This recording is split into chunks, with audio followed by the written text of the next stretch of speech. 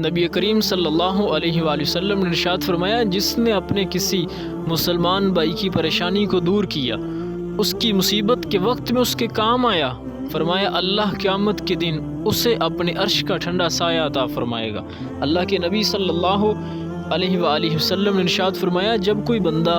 اپنے کسی مسلمان بھائی کی مدد کے لیے اپنے گھر سے نکلتا ہے، یہ گھر سے نکلنا اللہ رائے گا نہیں فرماتا، فرمایا یہ بندہ جو اپنے بھائی کی مدد کے لیے، اس کی پریشانی کو دور کرنے کے لیے، مصیبت میں اس کا ساتھ دینے کے لیے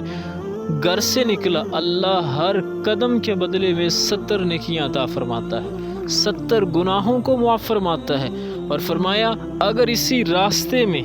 اس سے موت آ جاتی ہے، پھر اس کی یہ موت ایسے ہی نہیں ہوتی، فرمایا اگر اس سے اس راستے میں موت آ جائے، اللہ اس کے لیے شہادت کی موت لکھ دیتا ہے۔ مدد کریں مسلمانوں کی۔